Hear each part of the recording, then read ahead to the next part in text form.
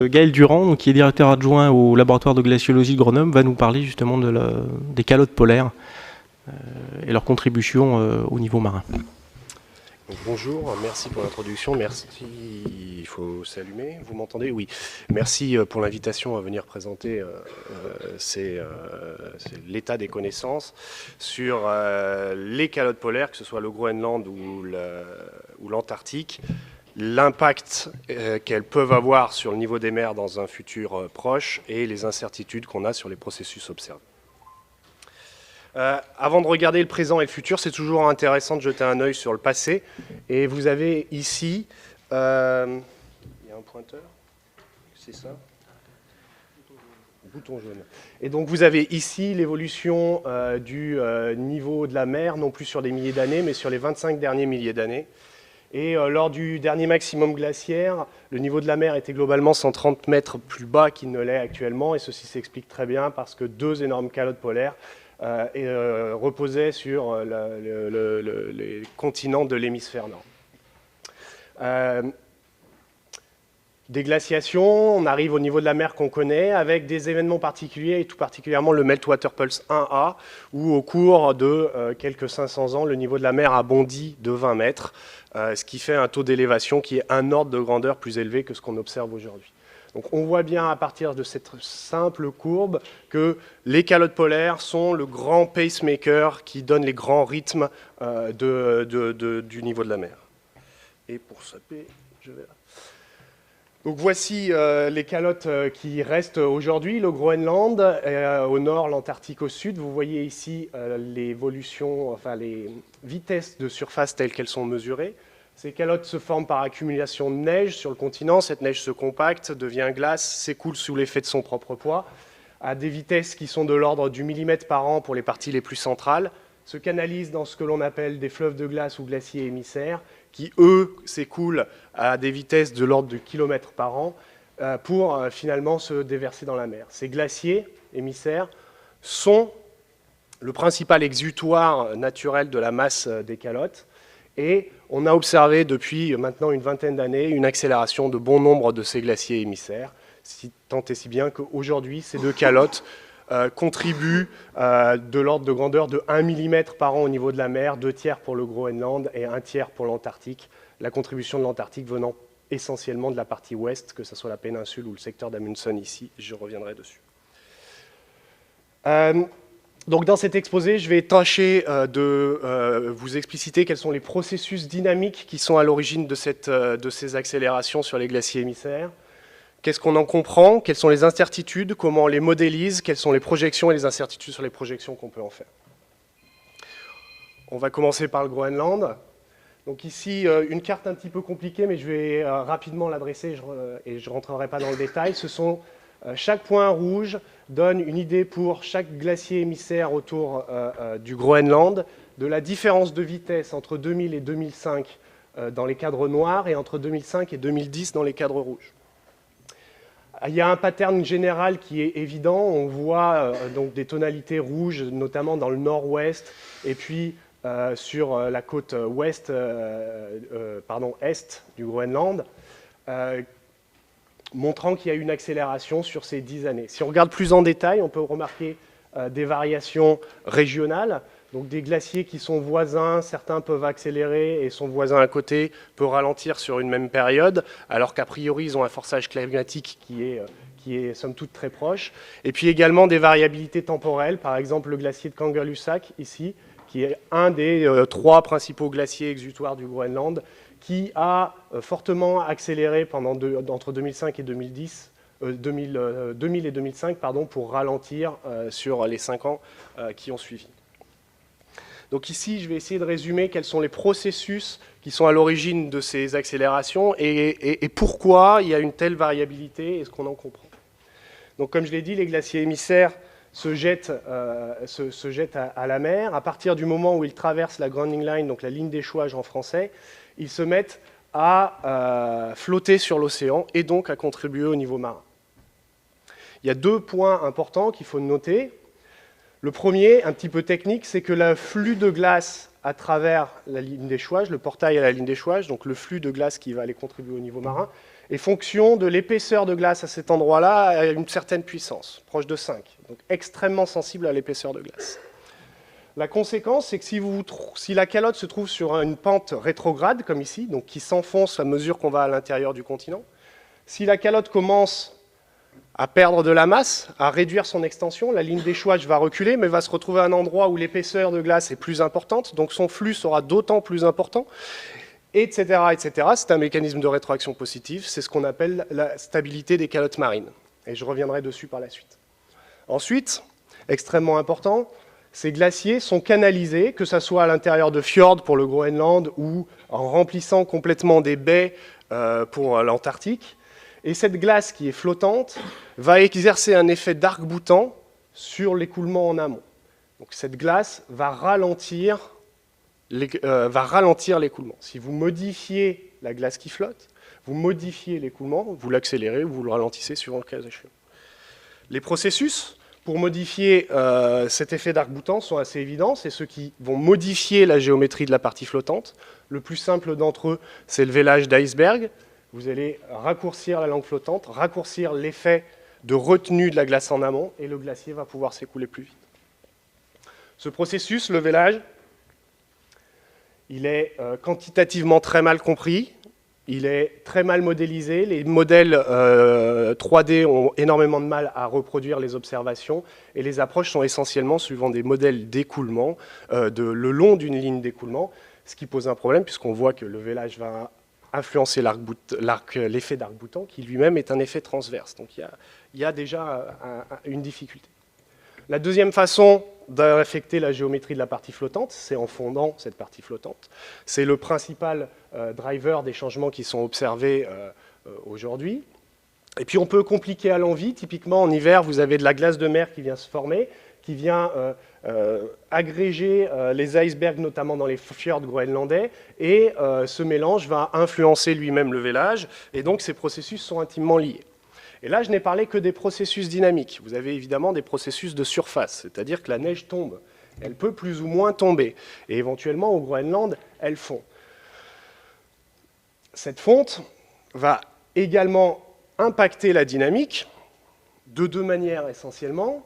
La première, c'est ce qu'on appelle la lubrification basale ou le Zwally effect dans la communauté. L'eau de fonte va s'introduire dans des moulins, modifier la friction à la base et donc moduler le glissement. Et la quantité d'eau douce qui va arriver, modifier la circulation dans le fjord, qui va elle-même modifier le taux de fonte, etc., etc. Un autre effet important est ce qu'on appelle l'effet, la rétroaction surface-élévation. Elle est très simple à comprendre. Si vous fondez plus la glace ou si vous avez une accélération dynamique qui fait que la calotte diminue en altitude, il y fait a priori plus chaud. S'il y fait plus chaud, elle fond plus. Essayer de déconvoluer les causes des conséquences reste parfois, pour certaines choses, des questions ouvertes. Si on regarde donc les projections du Groenland, donc comme je l'ai dit, un certain nombre des projections de la dynamique du Groenland, un certain nombre d'incertitudes. Les modèles d'écoulement tridimensionnels sont pas très performants pour des raisons de résolution. Les fjords font quelques kilomètres de large et c'est des processus qui sont sous maille. Le vélage est mal représenté dans ces modèles, donc on a plutôt des approches en ligne d'écoulement sur les glaciers principaux, donc un problème pour passer à l'échelle sur l'ensemble du continent. Et les rétroactions entre l'atmosphère et la dynamique sont peu ou pas prises en compte. Ici, typiquement, vous avez un papier de Nick et al. Sorti dans Nature en 2013 qui est une des grandes références et reste encore une des grandes références sur les projections dynamiques. Vous voyez typiquement, c'est un modèle d'écoulement bidimensionnel le long d'une ligne d'écoulement qui présente pour les 4 glaciers principaux l'évolution pour les 200 prochaines années de la surface du noir vers le rouge comme de la vitesse de la surface du noir vers le vert. On peut remarquer d'ailleurs que le socle, comme je le mentionnais déjà, est extrêmement important, plus les zones où le glacier a tendance à se stabiliser correspondent systématiquement à des zones où le socle remonte. À partir de cette étude, notamment, et d'un certain nombre d'autres, l'IPCC a conclu dans son dernier rapport, que la hausse du Groenland à l'horizon de 2100 devrait être comprise entre 14 et 85 mm, en fonction du scénario d'émission ou en fonction des incertitudes, que le processus d'élévation, de feedback entre l'élévation et la surface rajoutait 15% si on en prenait en compte, et que les processus de lubrification basale étaient importants à l'échelle locale, mais qu'à l'échelle globale étaient probablement négligeables en regard des autres incertitudes. Si on regarde les choses à plus long terme, vous avez ici l'anomalie de température par rapport à la période pré-industrielle et le volume de glace sur le Groenland. Les simulations montrent qu'il existe 3 états stables du Groenland qui sont un proche de l'actuel jusqu'à un où le Groenland est pratiquement complètement déclassé et une situation intermédiaire. Les meilleures estimations aujourd'hui donnent cette limite seuil qui conduit à une déglaciation du Groenland à une température qui est entre 1,5 et 3 degrés au-dessus, enfin en anomalie par rapport à la période pré-industrielle, avec la valeur la plus raisonnable étant autour de 1,6 degrés. Et bien sûr, pour ce qui répond partiellement à la question qui a été posée, la manière dont on passerait de cette calotte à celle-ci ou celle-là en fonction de l'anomalie de température, la durée est fonction de la magnitude, de l'amplitude de la perturbation et également de sa durée. Et ce chiffre en plusieurs siècles, milliers d'années. L'Antarctique, si on résume les changements qui ont été observés ces 20 dernières années. En péninsule d'abord, depuis le nord de la péninsule jusque vers le sud, démantèlement des plateformes, que ce soit le Larsen A en 1995, suivi par le Larsen B en 2002, et le Larsen C qui a aujourd'hui une énorme fracture et qui est sur haute surveillance. Je vous rappelle que ces plateformes retiennent la glace en amont. La conséquence, c'est que les glaciers émissaires qui étaient ici ont vu leur vitesse accélérer. Certains, pour le Larsen B, ont vu leur vitesse multipliée par 8. Autre région où il y a eu des observations importantes et où la contribution est importante, c'est le secteur d'Amundsen, avec le glacier de Pine Island et le glacier Thwaites, qui, depuis une vingtaine d'années, ont accéléré, perdent de l'élévation et voient leur ligne d'échouage reculer. L'Antarctique a une particularité. Ici, c'est l'élévation du socle. Tout ce qui est vert se trouve sous le niveau de la mer. Et devient plongeant à mesure qu'on va à l'intérieur du continent. C'est somme toute normal, c'est une réponse isostatique de la croûte. C'est pas du tout atypique d'avoir ça sous une calotte.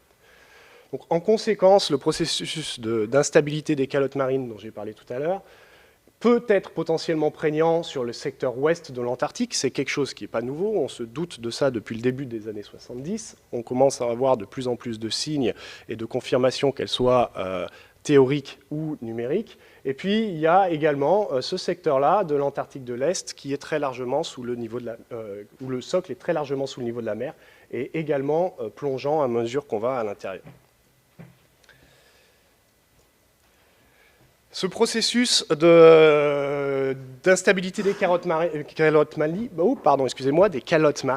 illustré ici sur une simulation du glacier de Pine Island, donc le glacier qui aujourd'hui est le plus en déséquilibre en Antarctique. Vous voyez sur les couleurs la vitesse de la surface. La ligne jaune correspond à la ligne d'échouage, ce sont des courbes de niveau en noir, et l'écoulement se dirige vers vous. On va appliquer une perturbation en fonte, qui va avoir pour conséquence, si je trouve la flèche, d'amincir le glacier, puis subitement le glacier recule avant de se stabiliser plus en amont une fois qu'il a franchi la tranchée, et on voit après se propager l'anomalie à l'intérieur. Si on regarde plus précisément les résultats de ces simulations, donc c'est un travail qui avait été conduit avec 3 modèles différents, indépendants. Les 3 modèles ont effectivement des différences dans leurs résultats, mais les conclusions que je dresse ici sont robustes sur les 3 modèles. Donc à gauche, c'est la perturbation en fonte. Dans le panneau du haut, vous voyez le changement d'air posé, c'est-à-dire que quand vous avez une valeur négative, l'air posé du glacier diminue, donc la ligne d'échouage a reculé. Vous avez sur le second panneau la contribution, la contribution annuelle à l'élévation du niveau de la mer de ce seul glacier en fonction des scénarios. Et ici, vous avez des lignes d'échouage assez typiques et vous voyez en fond ce socle qui plonge, qui devient plus profond vers l'intérieur. La ligne noire correspond à la ligne d'échouage telle qu'elle était mesurée dans les années 95. On fait une perturbation en fonte, raisonnable par rapport aux observations et aux mesures, certes sporadiques et complexes, puisque c'est quand même pas très accessible que l'on a. On voit la grounding line, la ligne d'échouage légèrement reculée, et puis tout d'un coup, un saut et un pulse dans la contribution au niveau des mers de ce glacier, et puis une relative descente, mais une valeur qui reste plus haute longtemps. Oui, parce que la ligne d'échouage se trouve dans un endroit qui est plus profond, que le flux est fonction de l'épaisseur à la puissance 5, donc comme c'est plus profond, le flux sera nécessairement plus fort. Typiquement, cette bascule-là, quelle que soit la perturbation que l'on fait, elle se passe lorsque la ligne d'échouage franchit cette ligne rouge. Dès qu'elle bascule, elle va sauter ici. Et la dernière position de la ligne d'échouage telle qu'elle a été mesurée en 2011 est ce point, cette ligne violette ici. Et donc, on se trouve au milieu de l'instabilité. Ce qu'il y a de fantastique avec un modèle numérique, c'est que quand le changement climatique nous fait peur, on peut éteindre le changement climatique et donc enlever la perturbation en fonte. Donc à partir du moment où cette perturbation en fonte est initiée, juste un an après avoir passé cette ligne, on coupe la fonte. On la ramène à son niveau initial. Et bien malgré ça, le glacier continue à descendre et pour qu'il soit capable de réavancer, il faut diminuer la fonte d'un facteur 2 à 10, suivant les modèles, par rapport à ce qui est observé aujourd'hui. Donc très vraisemblablement, ce glacier est lancé dans une période d'instabilité, avec un retrait d'une 50aine de kilomètres. Et les modèles, par contre, divergent sur le futur de ce glacier une fois qu'il est là. Certains se stabilisent, d'autres continuent leur retrait plus ou moins vite. La question reste ouverte. Alors, si oui, je voudrais bien. Ouais, non, c'est pas très grave. Alors, j'ai oublié de dire quelque chose qui est assez intéressant. C'est le même graphique qui est posé ici, où on voit la contribution au niveau de la mer. C'est que quelle que soit l'amplitude de la perturbation, finalement, elle a le même signal. Elle se retrouve juste décalée dans le temps. C'est un mécanisme à seuil, en fait. Là, le glacier, dans un régime, on peut le perturber autant qu'il veut. C'est sa réponse qui est propre. Donc, tout ce qui va changer dans l'amplitude, c'est à quel moment on démarre cette bascule. Donc, ce qui répond aussi à la question qui était posée tout à l'heure, c'est extrêmement difficile de savoir le rythme, puisque soit on est dans un état où tout va bien, soit d'un seul coup, on bascule dans un état où les choses s'emballent. Ici, vous avez à droite une étude qui a suivi, publiée dans Science ou Nature, je ne me souviens plus, en 2014, qui montre sensiblement la même chose. J'ai un peu étiré pour avoir sensiblement, ou en tout cas à l'œil, la même échelle verticale. Le glacier de Thwaites, le voisin, qui est un très gros voisin. En bleu, donc pour m égale 1, ce sont les conditions actuelles telles que mesurées, et puis des perturbations de la fonte plus ou moins fortes. Et là, on voit, pour ce glacier également, cette forme typique de pulse, décalé dans le temps et qui redescend. Et puis si on prolonge plus dans le temps, si vous allez dans le Supplementary Materials, vous voyez que pour les conditions actuelles, après plusieurs siècles, on observe également ce panel, et puis des contributions qui peuvent monter jusqu'à 1 mm de contribution par an pour ce seul glacier d'Antarctique de l'Ouest. Donc il semble de plus en plus vraisemblable que ces deux glaciers dans le secteur d'Amundsen soient dans les premiers stades d'un retrait auto-entretenu. Quelles vont être les contributions à l'échelle des 2 siècles à venir? Donc ici, vous avez le résultat principal de, à mon sens, en tout cas la plus récente et la plus aboutie projection de la contribution dynamique de l'Antarctique à l'élévation du niveau des mers. Donc c'est un modèle grande échelle qui a été forcé sur son retrait avec des considérations glaciologiques, qui prend en compte les incertitudes du modèle, puisqu'on va tester différentes lois de friction, les incertitudes sur les observations, on va bruiter le bruit. À travers ça, on va faire 3000 runs. Ces 3000 runs donnent un ensemble qui permet d'évaluer la contribution en fonction du temps, la densité de contribution, et puis contraindre cet ensemble avec une approche bayésienne par rapport aux observations qui sont aujourd'hui. il apparaît qu'à l'échelle de 2100, l'Antarctique devrait vraisemblablement pas contribuer pour plus de 30 cm du niveau des mers à lui tout seul, ce qui reste quand même une valeur considérable, même quand on ne prend pas en compte les contraintes, on arrive à des probabilités faibles de déplacer ces valeurs. Mais peut-être, et c'est tout à fait envisageable, que derrière, il y a des processus qui n'ont pas été pris en compte. Typiquement, c'est un exercice qui a été fait par des collègues américains, où là, on part d'une calotte à l'actuelle, tout le climat est basculé dans un climat beaucoup plus chaud, et on autorise des processus d'hydrofracturing, c'est-à-dire que l'eau va pouvoir pénétrer dans les crevasses et va faciliter la propagation des crevasses, ce qui est effectivement observé au Groenland, mais qui n'est pas du tout observé en Antarctique, et pour cause, la fonte de surface est négligeable, si bien qu'il n'y a pas d'eau. Mais on pourrait imaginer que dans un futur, l'eau apparaisse. Et également des considérations sur la rupture des cliffs, des falaises, c'est-à-dire qu'aujourd'hui, on n'observe pas de falaises de glace de plus d'une centaine de mètres de haut, parce que mécaniquement, elles ne peuvent pas y résister. Donc si jamais on commence à rentrer dans l'hypothèse qui est faite derrière, c'est que si jamais on commence à avoir des falaises trop hautes, elles vont s'effondrer d'elles-mêmes et participer au retrait. Dans ce cas-là, les shelves, les ice shelves, les plateformes de glace ont tendance à se fracturer très vite, le retrait est extrêmement important et on conduit à une contribution de l'ordre de 17 mètres de contribution au niveau de la mer pour l'ensemble de l'Antarctique sur des échelles de temps qui sont de 5000 ans. Ceci étant dit, ces processus sont extrêmement paramétrés dans le modèle et c'est des choses qui restent évidemment à affiner si c'est vraisemblable ou pas et à quel point ça peut l'être. Si vous deviez retenir 3 messages de ce que j'ai raconté, je vous conseillerais de retenir ceci. Le Groenland aujourd'hui contribue au niveau de la mer, ça c'est Benoît qui l'a raconté, mais surtout la contribution serait vraisemblablement limitée à l'échelle de 2100 à 50 cm de niveau de la mer pour cette contribution-là des 2 calottes, ce qui reste un chiffre considérable. Et bien entendu, elle ne s'arrêtera pas là, ce n'est pas en 2100 que le niveau s'arrêtera. J'espère vous avoir convaincu également que le Groenland et l'Antarctique étaient proches de points de bascule, ce qui rend les prévisions extrêmement compliquées. Et enfin, si on veut améliorer ces projections à l'avenir, il y a 2 champs de recherche qu'il va falloir creuser. Des champs qui ont trait à la glaciologie pure, qui sont ces processus de calving, de friction à la base, d'hydrofracturing, comme j'ai parlé, et quand on en vient à l'hydrofracturing, tous les processus de couplage avec l'atmosphère, l'océan et le couplage entre ces différentes composantes. Je vous remercie pour votre attention.